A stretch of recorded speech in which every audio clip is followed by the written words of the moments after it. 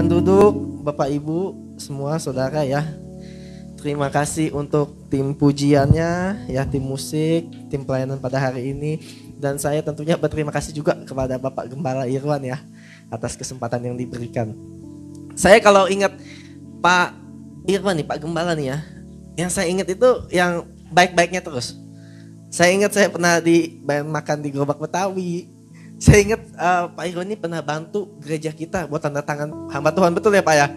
Pak Irwan juga pernah bantu kegiatan anak muda sinode ya. Jadi percayalah Bapak Ibu punya gembala yang sangat-sangat baik ya. Ya, berikan kemuliaan untuk Tuhan. Ya, perkenalkan nama saya Kevin Chiu ya. Saya menggembalakan di JKI Overflow di Jakarta. Jadi kita masih sama-sama JKI, masih sama-sama satu sinode. Nah, hari ini dibawakan tema tentang janji Tuhan mengenai kekekalan. Saya diberikan tema seperti itu oleh Pak Gembala ya. Janji Tuhan mengenai kekekalan. Bapak, Ibu, dan saudara terkasih, kita tentunya tahu yang namanya Ayub di Alkitab ya.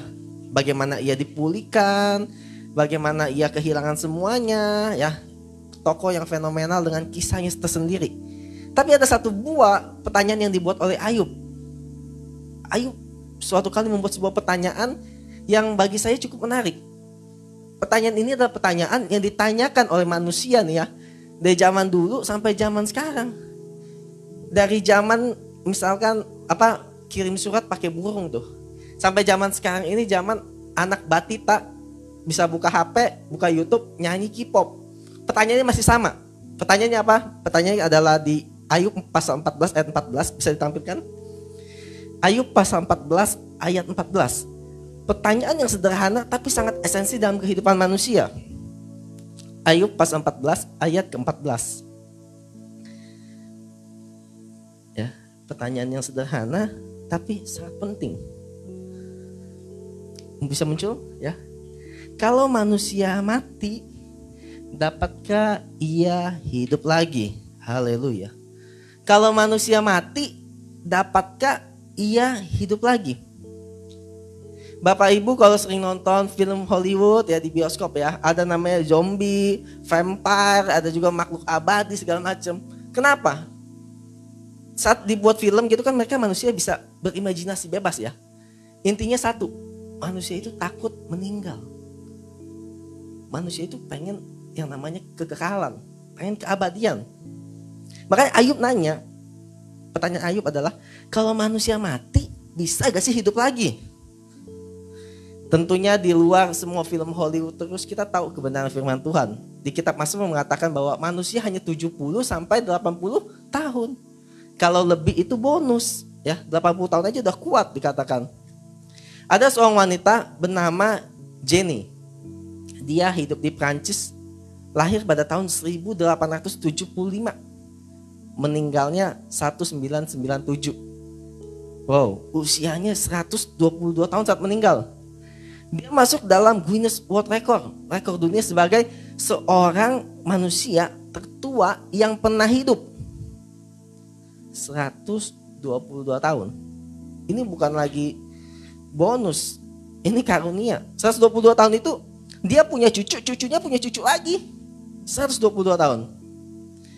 Tapi mohon maaf, sebanyak-banyaknya usia manusia, seseorang tetap meninggal juga. Siapapun kita. Ya, jadi yang kayak di film-film gitu gak ada.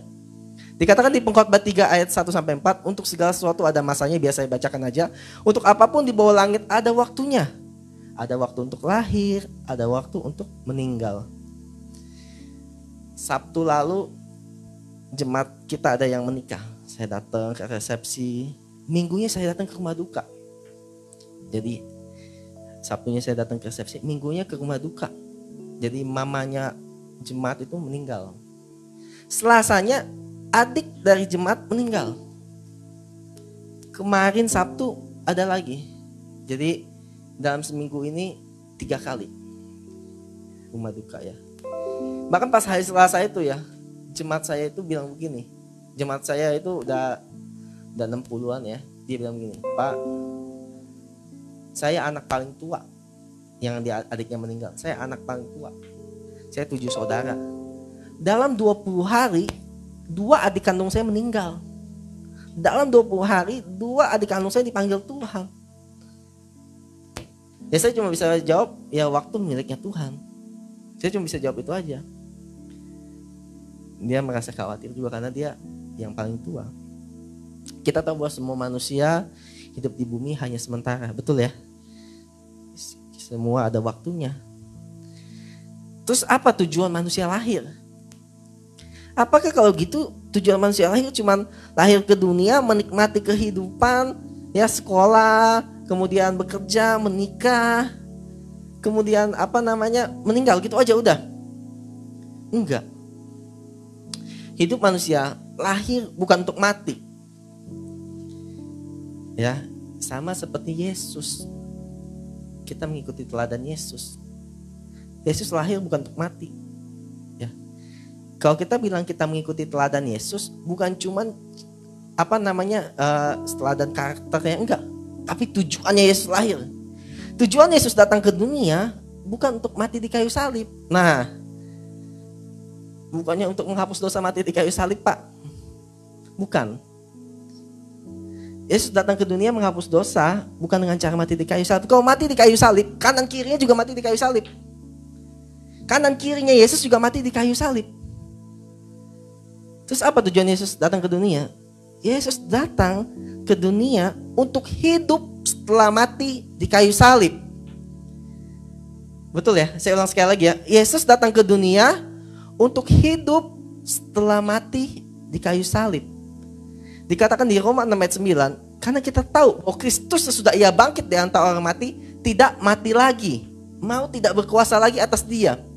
Jadi sama seperti Yesus yang hidup setelah mati, begitu pula tujuan kita lahir di dunia. Bukan untuk mati, tapi kita hidup setelah mati di bumi. Hidup di sorga. Yang mengerti katakan amin. Jadi saat Ayub bertanya, manusia kalau udah mati hidup lagi gak? Iya. Jawabannya iya. Sama seperti Yesus Bapa kita di sorga, kita memiliki tujuan yang sama. Bukan hidup di bumi, hidup di sorga. Berikan kemuliaan untuk Tuhan. Ya. Kemudian pertanyaannya gini, oke, kita udah tahu nih, tujuan kita adalah bukan hidup di bumi. Tujuan kita hidup di sorga. Terus gimana? Terus apa lanjutannya? Ya, Bapak, Ibu, dan Saudara terkasih, perjalanan menuju kekekalan, perjalanan menuju sorga, dimulai dari langkah kecil kita di bumi. Dari perjalanan kita di bumi. Perjalanan menuju kekekalan. Saya yakin pembicara-pembicara sebelumnya di bulan ini juga sama bahasanya ya. Jadi mengenai bagaimana saat kita menuju kekekalan, perjalanannya dimulai dari sekarang, bukan nanti. Dimulai dari sekarang. Gimana caranya? Boleh tampilkan yang ini, Matius 6 ayat 10. Ya, sama-sama kalau ada yang bawa Alkitab atau di HP-nya ada aplikasi Alkitab ya. Matius 6 ayat 10. Ini adalah bagaimana caranya. Kita udah tahu tujuan kita. Sekarang kita pengen tahu caranya. Matius 6 ayat 10. Datanglah kerajaanmu, jadilah kehendakmu di bumi seperti di sorga. Nah, ini caranya. Tapi gini, ayat ini harus dipahami baik-baik. Ada dua pemahaman mengenai ayat ini. Ada satu pemahaman yang kurang tepat. Dan ada satu lagi pemahaman yang lebih tepat. Kita akan bahas dulu pemahaman yang kurang tepat. Biar kita tahu dulu salahnya apa nih. Mengenai datanglah kerajaanmu, jadilah kehendakmu seperti di sorga. Yang kurang tepat adalah saat diterjemahkan oleh pengajaran Injil Kemakmuran. Ya, Bapak Ibu tahu ya, pengajaran Injil Kemakmuran itu adalah mengajarkan lebih berprioritaskan kepada berkat. Jadi saat dikatakan datanglah kerajaanmu, jadilah kehendakmu di bumi seperti di sorga. Jadi seakan-akan begini.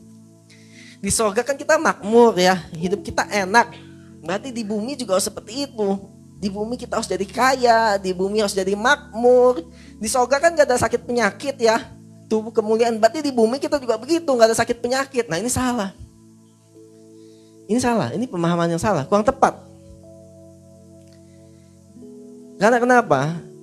Karena ya, kalau kita jadikan ini sebuah pemahaman ya, bahaya buat jemaat-jemaat, buat setiap kita, bahaya. Saya juga pengusaha Bapak Ibu, jadi namanya kita jualan ya pengennya cuan, betul ya. Tapi saya tahu makna ayat ini bukan seperti itu, jangan disalahgunakan. Nih contoh lagi ya, sedikit lagi contoh Injil Kemakmuran. Dia bilang gini, mintalah maka kamu akan diberikan, carilah maka kamu akan mendapatkan. Nah ini sering dipakai oleh mereka buat ngomongin berkat. Minta berkat nanti dikasih, cari berkat nanti dikasih. Enggak, ayat itu enggak begitu. Ayat itu bicara mengenai minta pengampunan, nanti Tuhan kasih pengampunan. Cari Tuhan, bertobat, nanti ada jalan lurus, jalan keselamatan, Yesus Kristus. Sama seperti itu ya. Ayat ini jangan disalahgunakan. Kenapa? Karena begini. Ya, jadinya kita ngejudge orang dari situasi hidupnya. Oh, ini orang pengusaha kaya, diberkati Tuhan. Oh, ini orang sukses ya, Tuhan sayang sama dia, masuk surga. Enggak begitu kan? Sedangkan, aduh, saya mengalami masalah ekonomi, apa Tuhan gak sayang sama saya? Aduh, saya di rumah mengalami KDRT, apa berarti saya gak masuk surga? Aduh, saya terlilit utang, aduh saya terlilit masalah, saya ditinggalkan keluarga, apa berarti saya gak masuk surga? Pemahaman yang salah ini adalah simpelnya begini, menjadikan situasi hidup kita sebagai patokan masuk surga. Saat saya bilang perjalanan dimulai dari bumi, bukan menjadikan situasi hidup kita patokan kita masuk surga, bukan. Rasul Paulus masuk penjara, Rasul Paulus menderita, Rasul Paulus berjuang sampai mati demi imannya. Emang gak masuk surga? Rasul-rasul semua berjuang mati-matian, menderita. Ya, jadi bagaimana cara melihat ayat ini? Ayat ini bukan bicara mengenai situasi hidup. Ayat ini bicara mengenai gaya hidup. Wow. Bukan situasi hidup, tapi gaya hidup kita sekarang. Bagaimana cara memahaminya? Pemahaman yang benar begini. Kita ambil dua kata kunci di ayat ini ya. Kerajaan dan kehendak. Saat ini kita tinggal di Indonesia, kita ada pemerintahan di Indonesia, kita ada pemimpinnya Bapak Jokowi, dia punya aturan, dia punya kehendak. Kita warga negara Indonesia ikutin, betul ya? Kan kita warga negara Indonesia. Kalau kita orang Amerika nggak usah ikutin, ngapain ikutin? Kalau kita orang Amerika, betul ya? Tapi karena kita orang Indonesia, kita ikutin apa yang Pak Jokowi katakan, aturannya apa kita ikutin. Sama seperti itu ya, kalau kita warga negara kerajaan Allah yang di sorga kerajaannya, kita ikutin aturannya, aturan mainnya Tuhan, perintahnya Tuhan, kehendaknya Tuhan nih, kehendaknya Tuhan kita ikutin. Pak, itu kan di sorga, makanya dikatakan di bumi sama seperti di sorga. Meskipun di bumi kita belum di sorga, kita udah ikutin duluan kehendaknya Tuhan. Tuhan udah bertata atas hidup kita, bukan ngomong doang Tuhan yang mimpin hidup saya. Ngomong mah gampang ya, bukan ngomong, tapi adalah kita ikutin perintah Tuhan. Baru dikatakan Tuhan yang memimpin hidup kita. Maka dikatakan kita bait Allah. Tuhan yang hidup atas kita, Tuhan yang memimpin kita. Dikatakan kerajaan Allah. Allah yang bertata atas hidup kita. Jadi sekali lagi, ayat ini bukan bicara mengenai situasi hidup. Jangan jadikan situasi hidup sebagai parameter, sebagai tolak ukur kita masuk surga, enggak. Mau kita susah, mau senang, enggak. Tapi gaya hidup kita yang menentukan kita masuk surga atau enggak. Ya dong, kita udah ikut Tuhan, gaya hidupnya masih sama kayak dulu sebagai pendosa, ya dong, gaya hidup kita, ya. Apa maksudnya gaya hidup itu seperti apa? Oke, sekarang kita masuk ke tipsnya. Jadi begini, kita udah tahu tujuannya nih, tujuan kita bukan untuk di bumi, tapi hidup di surga. Kita udah tahu gimana caranya. Caranya adalah bukan melihat situasi hidup kita, tapi melihat gaya hidup kita. Sekarang tipsnya gimana? Ya, tipsnya dikatakan Galatia 6 ayat 8. Bisa tampilkan? Galatia 6 ayat 8. Tolong, thank you. Galatia 6 ayat 8. Saya sambil bacakan. Sebab barang siapa menabur dalam dagingnya, ia akan menuai kebinasaan dari dagingnya. Tapi barang siapa menabur dalam roh, ia akan menuai hidup yang kekal dari roh itu. Hidup yang kekal maksudnya surga. Hidup yang kekal maksudnya surga. Terus apa maksudnya daging dan roh? Ini saya bacakan aja, ini panjang. Galatia 5 ayat 19 sampai 21. Saya bantu bacakan ya. Kan dikatakan kalau ikut roh kita masuk surga kekal. Tapi kalau ikut daging sebaliknya. Nah, daging itu apa aja? Ini semua kita udah tahu, cuman reminder aja lagi. Perbuatan daging telah nyata, yaitu pencabulan, kecemaran, hawa nafsu, penyembahan berhala, sihir, perseteruan, perselisihan, iri hati, amarah, kepentingan diri sendiri, pencitraan, roh pemecah, kedengkian, kemabukan, pesta pora, dan sebagainya. Terhadap semuanya itu kuperingatkan kamu bahwa seperti yang telah kubuat dahulu, bahwa barang siapa melakukan hal-hal yang demikian, ia tidak akan mendapat bagian dalam kerajaan Allah. Ya, jadi ada banyak. Terus kayaknya ini susah nih kalau kita ikutin nih. Ya, susah. Nggak ada yang bilang gampang ya, susah. Ada gak yang tipsnya lebih simpel lagi? Begini, setiap kita manusia punya kelemahan. Ada yang lemahnya itu di mabok. Ya, ada yang lemahnya di mabok. Ada yang misalkan, oke, dikasih minum ya udah minum seadanya. Tapi ada yang dia itu kalau minum itu maunya sampai mabok-mabokan. Kalau disuruh berhenti ya, ini pengalaman pribadi keluarga saya. Karena keluarga saya itu dari non-Kristen, bapak ibu saya. Jadi kalau papa saya disuruh berhenti dulu itu dia bilangnya gini, saya hidup kalau nggak minum buat apa? Dia jawabnya gitu. Karena kelemahannya di minum. Ada lagi yang kelemahannya di rokok. Ada lagi kelemahannya di judi. Ya, meskipun udah ikut Tuhan segala macem, tapi masih nyentil ke judi gitu. Dulu saya ada teman kerja di luar negeri, saya sempat keluar negeri sebentar. Duit dia habis buat pachinko ya. Pachinko itu legal di Jepang ya. Duit dia habis buat itu. Dia setiap dapat duit habis. Nggak pernah bisa nyimpen duit. Meskipun gajinya gede segala macam nggak bisa. Karena dia lemahnya di situ. Beda-beda. Ada yang lemahnya lagi di asmara. Ada yang lemahnya di asmara ya. Jadi dia punya beberapa simpenan. Wah, bahaya nih. Kalau beberapa simpenannya emas bagus ya.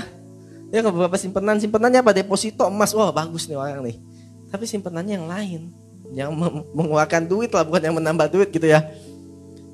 Ada gak? Ada. Orang Kristen iya. Masih jajan. Ya jajannya kalau jajan permen boleh ya. Tapi jajannya bukan permen tuh. Di jalan-jalan khusus gitu ya. Itu bahaya itu. Itu bahaya, gak baik itu. Setiap kita punya kelemahan, setiap kita memiliki masalah, pergumulan masing-masing. Dan saya nggak tahu, karena saya bukan cenayang gitu ya. Saya nggak tahu nih satu-satu apa nih kelemahannya, saya nggak tahu. Tapi yang pasti adalah begini, Tuhan menciptakan manusia bukan untuk fokus pada masalahnya. Setiap kita ada masalah, nggak cari masalah pun masalah datang sendiri. Masalah datang sendiri, gak usah cari masalah, ngapain? Masalah datang sendiri. Tapi Tuhan ingin kita fokus sama dirinya. Bukan fokus sama masalah kita, sama pergumulan kita. Gak percaya? Saya kasih contoh biar percaya.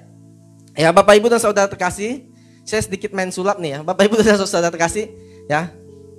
Jangan bayangkan singa. Jangan bayangkan singa. Jangan bayangkan singa. Tetap bayangin singa gak? Iya kan? Tetap bayangin singa ya? Kenapa? Meskipun dibilang jangan bayangin singa, Bapak Ibu akan tetap bayangin singa.